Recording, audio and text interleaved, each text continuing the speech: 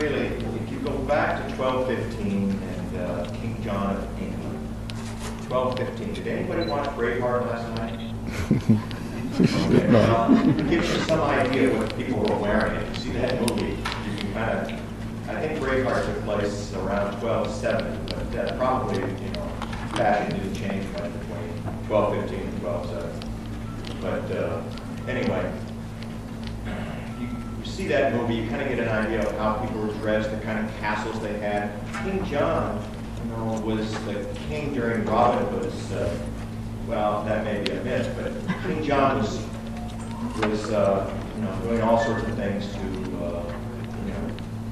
bad things, I suppose, to his subjects in England during those years. People would live in the forest like Robin Hood. He lived in Sherwood Forest, and then he would rob from the rich and give to the poor, that type of thing. Well, anyway, this is that same King John.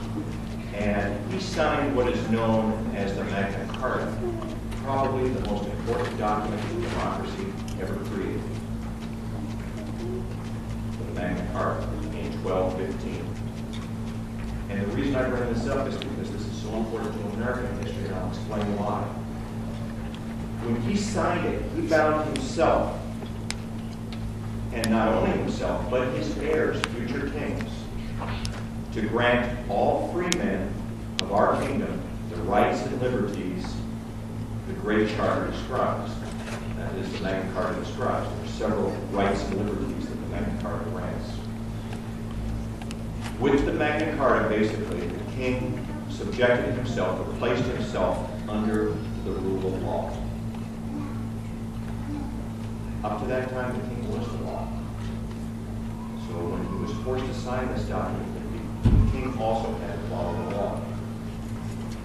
So, okay, now let's move up a few centuries. Now that's 800 centuries ago, or 8 centuries.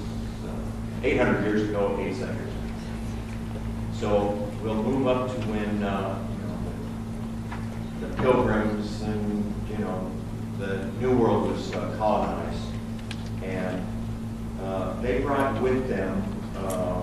Well, they came here to establish their colonies, of course, and they brought with them charters guaranteeing that they would and their heirs would have and enjoy all the liberties and immunities of Korean national subjects.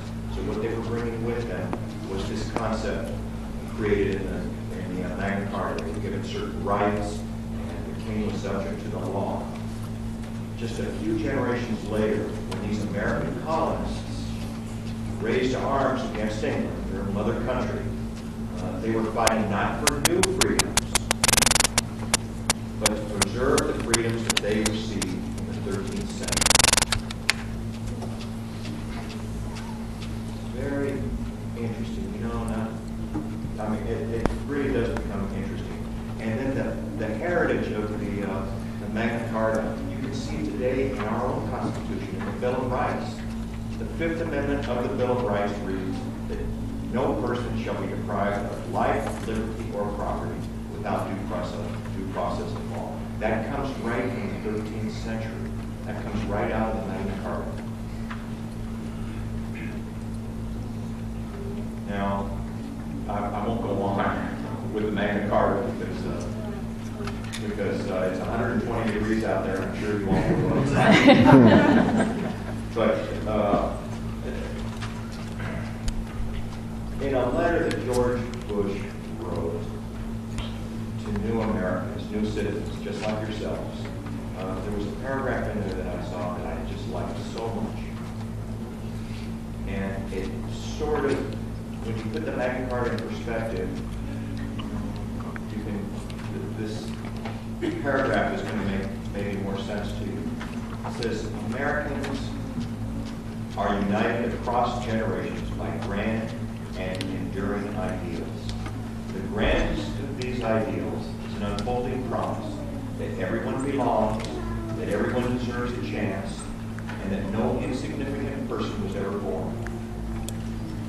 Our country has never been united by blood, or earth, or soil.